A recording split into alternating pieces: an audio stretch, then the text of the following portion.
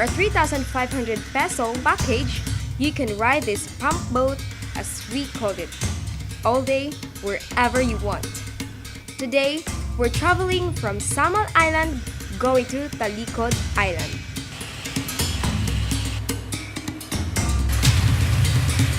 Our activity for today?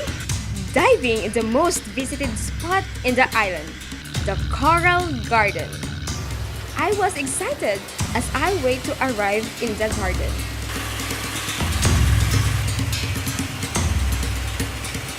To avoid boredom, I talked to my diving instructors since this will be my first time to go scuba diving deeper into the sea.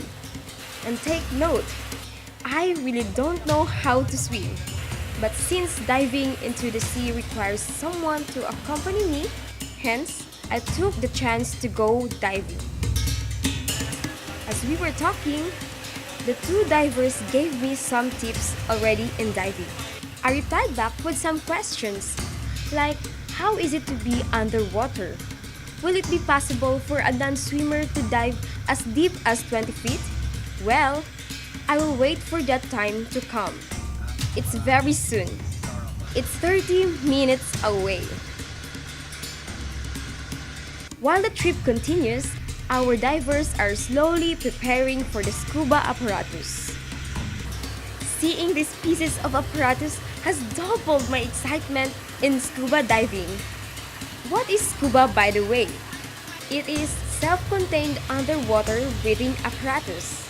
By the way, introducing to you my scuba diving master for today's adventure is Rene Guadalquivir of Moonstar Scuba Divers Club. As we go along the way, Rene slowly discussed to me the basics of scuba diving. I was introduced to this scuba diving apparatus, namely regulator, BCP, fins, mask, and weight belt. As each apparatus of scuba diving are needed in every diving activity, Rene took time to discuss each part. Let's start with this regulator. How to use. This is the mouthpiece of the regulator. So, kailangan i-bite natin to. Then, make sure na you can close your lips outside the mouthpiece para every time na mag-inhale tayo underwater, hindi sasama yung tubig. Okay? Okay, how to breathe normal using the regulator underwater is a mouth breathing only. Inhale, exhale, sa bibig lang lahat. But don't worry, because normally ang tao is a nose breathing tayo. Yun yung pinaka-komportable natin na paghinga dito sa surface. But we explore underwater, so kailangan natin mag-mouth breathing. So before tayo mag-go down mamaya, so practice muna tayo into surface. Saka na tayo bababa kung komportable na tayong maghinga underwater para iwas tayo problema by your breathing. Okay? Naka? Rene said that every regulator is self-demand. So self-demand meaning to say, pag hindi ka mag-inhale, hindi siya magbigay hangin sa atin underwater. So in short, do not hold your breath underwater. Okay? So continue breathing. Kaya nito, naka-on ang tangke, naka-on ang regulator, but wala siyang hangin na labas because sa self-demand. Kung hindi mo siya i-inhale, wala siyang hangin. Okay? Okay. So just in case malfunction yung primary regulator, you can use the secondary regulator. This is the purpose of the secondary regulator. Spare natin to underwater just in case malfunction yung primary. Second purpose, just in case maubusan yung hangin yung kasama natin underwater, then ikaw or sino sa atin kung meron pang enough air to go surface, pwede mo itong i-share sa kanya. In case seawater comes inside the mouthpiece of the regulator, he said, I have to remove it so that I can breathe freely again. So there are two methods paano kukunin yung tubig sa loob ng bibig. First method, blast method. Pag inhale, may kasamang tubig or magkaroon ng leak yung lips natin underwater, so you can blast the regulator. Buga mo lang. So for example, nakasuot ka, then pag inhale, may kasamang tubig, blast mo lang. Buga mo lang sa regulator. No need tanggalin yung regulator. Itutulak niya yung tubig, yung hangin. Pag blast natin, itutulak niya palabas sa exhaust sa regulator. Okay? So, pangalawang method, hanapin nyo lang ng center ng regulator. Dito. Then, press. Para itulak din niya palabas. So, ang diferensya from blush and purge method. Blush method, you can push the water inside our mouth by using your own ear. Our own ear. Galing sa lungs. So, sa purge method, pinapalabas natin yung tubig sa loob ng bibig natin gamit ang hangin galing sa tangke. The second apparatus he discussed is the mask, the protector of my eyes and nose. This is diving mask. So, make sure pag suot mamaya sa diving mask, walang buhok na nakaipit sa skirt of mask. This is the skirt of the mask. Kahit isang piraso, dalawang piraso, kailangan walang buhok na nakaipit. Because malakas yung pressure underwater, yung pressure maghahanap yan ng leak sa paligid ng mask natin. Kasi merong bakante dito eh. So maghahanap yan siya ng leak. So pag merong buhok na nakaipit, doon dadaan yung tubig papasok sa loob ng mask natin. Then magstay tayo matagal. Kahit konti lang yung tagas sa mask natin mamaya. Then magstay tayo matagal. So mataas yung tendency na dadami yung tubig. At saka makablock siya sa vision natin underwater. So what I am going to do, Rene, once the seawater is inside the mask? So magma-mask clearing tayo. Mag-skills na naman tayo just in case. So okay. So how to do mask clearing? Inhale ka malakas. Into your mouth. Then look up. Push the upper part of the mask. Ipo-push lang konti dito. Then exhale into your nose. Let's your example.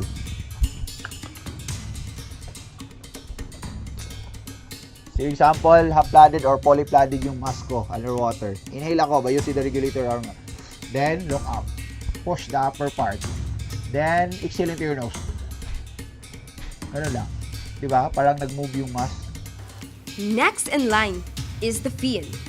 On this part, he'll teach me how to use my legs in diving. You can use flutter kick. How to do flutter kick? Straighten legs, horizontal yung katawan, then paddle your legs up and down. This is the flutter kick. So, hindi kailangan mabilis yung pag-fins natin underwater.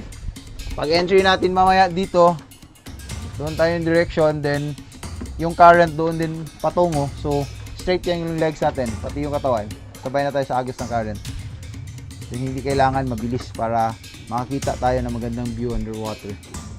Rene says, once a person is underwater, he'll experience pressure. Therefore, he also teaches me how to fight the water pressure from above that pushing down on me. Ma-feel natin yung pressure underwater, sa sakit yung tenga natin. So, paano yung labayan? Through equalize. So, how to do equalize? Inhale ka malakas. Pinch your nose. Then, exhale into your nose. Blow into it. Yan. Para mag-pump yung ears natin underwater.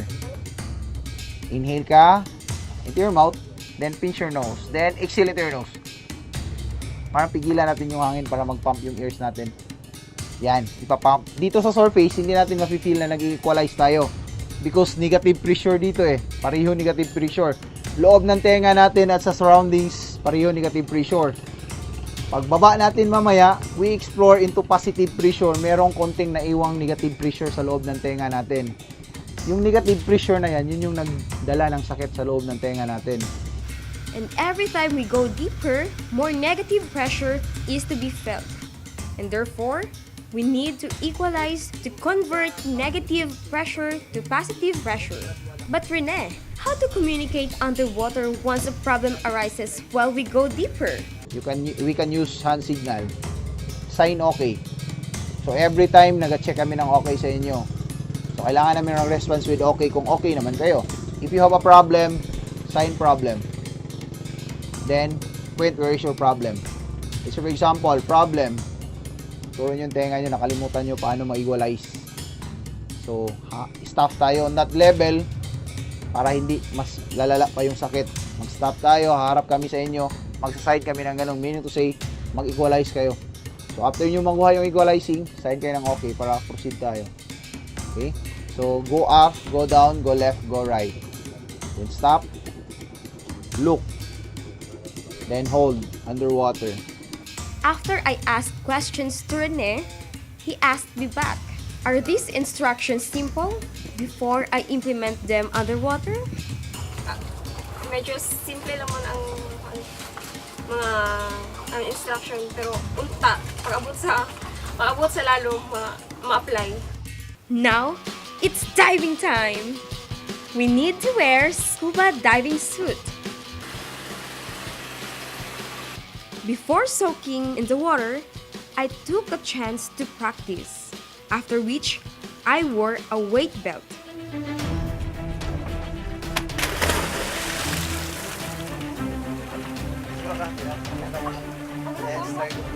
Since I am ready to dive, I put my fins, then my mask, and now make ready corals. May is going to explore you now.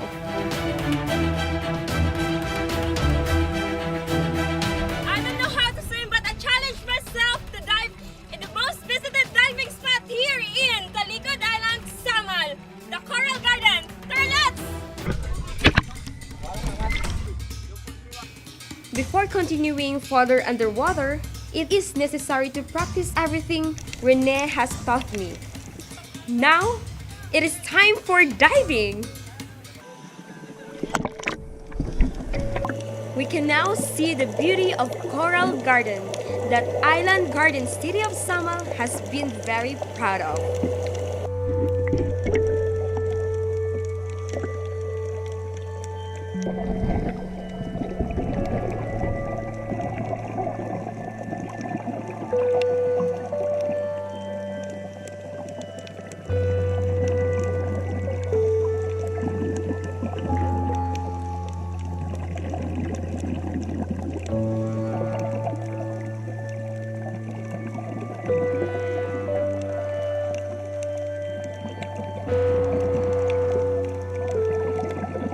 Down below is not easy, but with all the instructions my master diver has taught me, I know I can do it. Really, the nature has offered only the best for mankind to experience.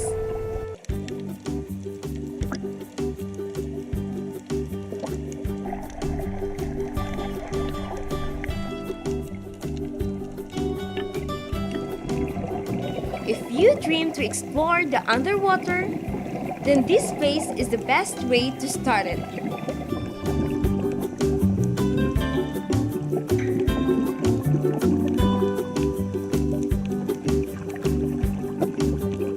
As I witnessed it myself, I can really say Coral Garden is a great place with natural ambience.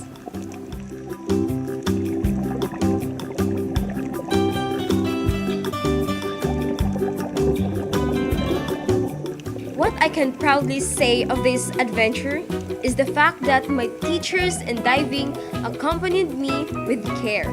For all wannabes out there who wanted to explore and experience the way I did, why don't you hire these two divers? They may not be the A-listers in the country, but their accommodation and skills are best so far. In fact, their price is reasonable. Nag-offer me og introduction dive for the price of 850 per person. So including na whole gear, unlimited pictures underwater, and dive master. And isa ka offer namin sir is a certified dive for 2,200 2,500 for 2 dives. So including na whole gear, unlimited pictures underwater, and dive master. Diver Rene told me that diving is considered to be one of the most effective ways of removing your fats. That if you are very conscious of your look, just like mine. Kung magstay ka in 20 feet, more than 20 feet and 20 minutes underwater, you can burn calories 1,400. So kung less than 20, may naaman siya ma-burn, but dili kayo siya as in ana ka dako nga calories na masunog sa imong lawas because of the pressure above 20 is shallow, di na kayo kusog ang pressure. So pag more than 20 ka, mas the more kusog ang pressure, mas paspas ma-burn ang mga calories underwater. Rene and his companion don't just dive, they protect the ocean. So, ang mga activities sana sir ginahimo na mo like last month ago nami activities month of the ocean. Ang mga ginahimo is nag scuba sorero me, nag coral rehab. So coral rehab is parang nag coral planting kami underwater na yung mga area na wala kayo corals, ginalagyan namin ng corals. Kung masira yung ocean natin, lalo na coral reef, so dako ang mawala sa atong earth, o dako ang equivalent sa atong earth na masira because water 70% of earth covered by water, so kailangan talaga na protektahan ato ang ocean. Everything down here is awesome. Being one of those who witnessed the beauty of the coral garden, I can recommend this to you to be part of your bucket list once you visit the Philippines, especially the great southern island of Mindanao.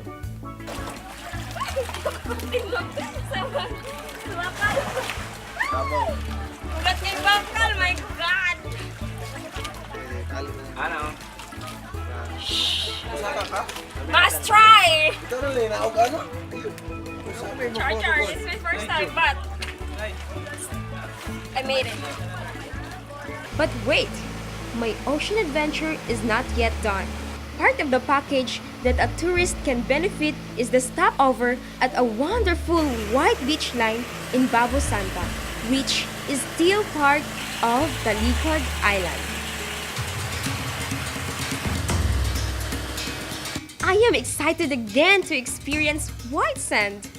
Surely it can let my feet rest.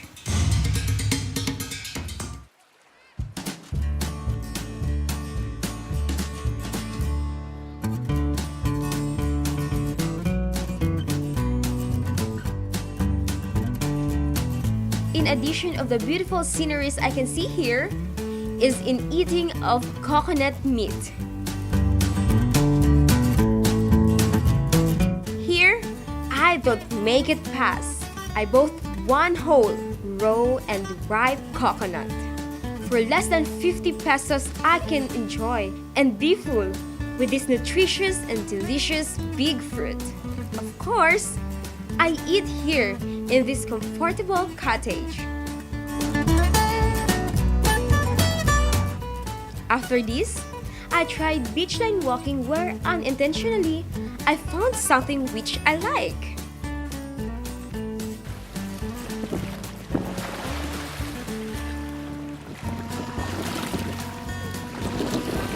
Star! I found a star! Wow! Amazing! This is not my first time to see and found this star, but it's still amazing for me to saw this, and wow! There's a lot of star here in this island, which is Samal Island. Wow! Star! After all of this adventure, my mind was awakened, just like Diver Rene. In my own little way, I realized I must protect our environment. Otherwise, it may not be here in 20 years. Nagiging certified diver ko for the reason is for fun. Then nakita na ko kung unsa ang enjoy, and then na-adapt na ako ang natures underwater. So nakuha na ko ang trabaho na murag na-connect na sa akong life na for the nature underwater and the same time sa akong trabaho. We really need to protect our oceans because it's so wonderful and beautiful, and I witnessed that. Try scuba diving, and remember, dream, believe, do. I am May Candia. This is MhaExplorer, and be sure to live a life you will remember.